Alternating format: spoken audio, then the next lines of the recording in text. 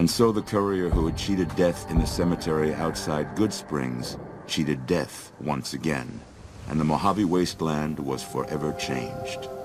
The new California Republic celebrated its second victory at Hoover Dam, establishing definitive control over the entire Mojave Wasteland. Soon after, they negotiated terms to annex the Strip, Freeside, and many surrounding communities. The Mojave Wasteland, at long last, had entirely fallen under the NCR's banner. The courier, fair and even-handed in his dealings throughout the wasteland, was honored by the NCR for his support of the military at Hoover Dam. He was presented with the Golden Branch, the highest civilian decoration given by the Republic. Tabitha and Rhonda went east, through Caesar's land. Occasionally, tales of their exploits found their way back west, though few believed them. Eventually, the stories concerning the duo were collected and published, and proved to be quite popular with children. Invigorated by his travels with the courier, Raul once more took up his guns in memory of his lost Rafaela. Soon after, the Mojave was filled with tales of the ghost vaquero who hunts down those who prey on the weak. With the help of the gunrunners, the Boomers developed a healthy trading relationship with the NCR. Eventually, the Boomers began wandering out into the wasteland while still preventing outsiders from entering Nellis. The Brotherhood and the NCR in the Mojave Wasteland declared an official truce, despite continued hostilities between the two in the west. As per their agreement, the NCR handed over all suits of salvaged power armor, and in return, the Brotherhood helped patrol I-15 and Highway 95. The peace with NCR served to ease Veronica's worries about the Brotherhood's immediate future.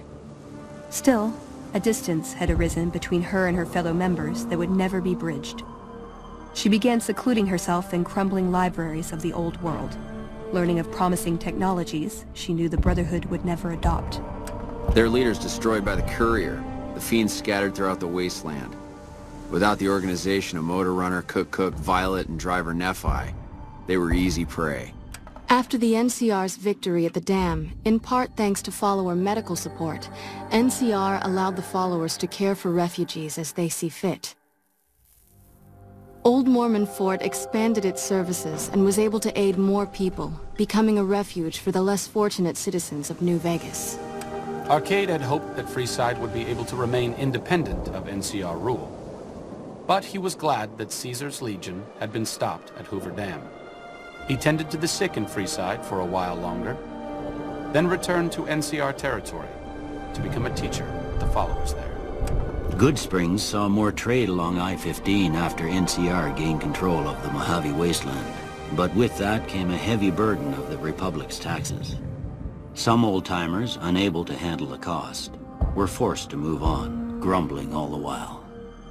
In the years following the destruction of Cassidy caravans, NCR used evidence of the plot to blackmail the Crimson Caravan and the Van Graffs. NCR enacted strict trade laws with little resistance, strengthening their supply lines and their position in the Mojave. Cass survived to see the NCR flag flying proud over Hoover Dam, and thought for a moment, this is what a hero must feel like. She was about to tell the courier not to get too proud of himself. Then she figured, he knew that already. That night, Cass kicked in the door of his room to celebrate, only to find the man on the bed was an NCR soldier whose barracks had been destroyed. He was cute, though, so after having her way with him, she got the hell out, leaving an empty whiskey bottle as a note. As she walked along the dam in the night, she felt drunk, content, and happy to be alive, which to her was the whole point of it all. During the Battle of Hoover Dam, the Great Khans quickly evacuated Red Rock Canyon and headed north and east into the plains of Wyoming.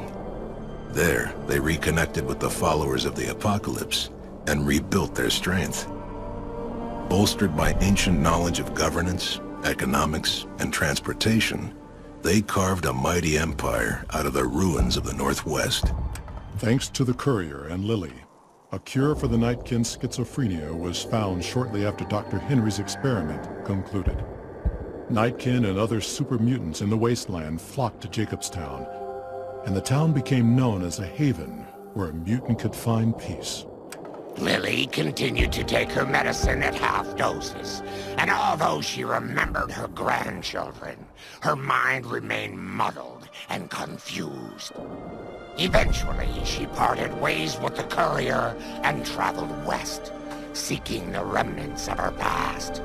After the NCR victory at Hoover Dam, the temporary truce between them and the Kings blossomed into a full-scale relief effort for the people. While the NCR made repeated entreaties that Freeside join the Republic, the Kings steadfastly maintained their independence. After Ray's brain was transplanted into Rex's cybernetic body, it took Rex some time to adjust to the old scrapyard dog's memories. Eventually, Rex's mind settled peacefully, melding his own memories with that of long travels with old Lady Gibson. Shaped up by the courier's advice, the Misfits distinguished themselves during the Legion's attack on Camp Golf.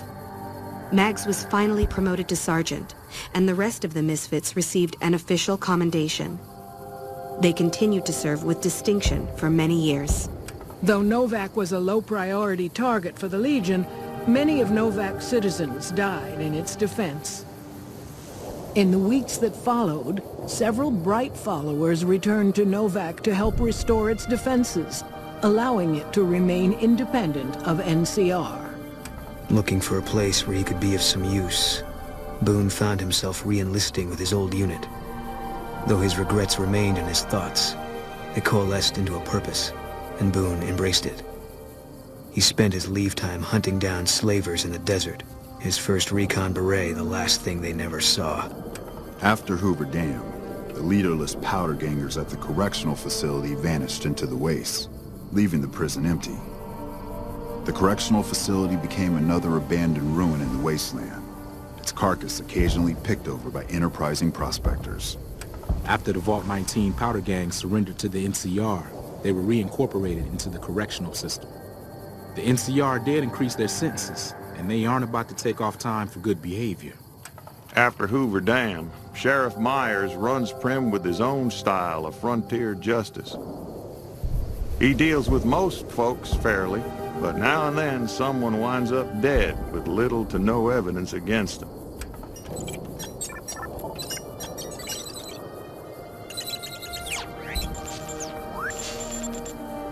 Defying Chief Hanlon's worst fears, NCR's Rangers persevered and distinguished themselves during the Second Battle of Hoover Dam. The Rangers, along with NCR's many troopers, shared the glory of victory.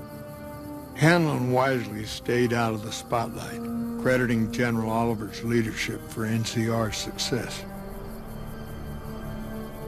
After a brief fanfare, Hanlon stepped down as chief and returned to the peace and quiet of his ranch outside of Reading. After their bold arrival at Hoover Dam, the remnants disappeared as quickly as they came. Legends of their power spread throughout the Southwest, a reminder of why people once feared the sight of vertibirds in the sky. And so the Courier's Road came to an end, for now. In the new world of the Mojave Wasteland, fighting continued, blood was spilled, and many lived and died just as they had in the old world. Because war never changes.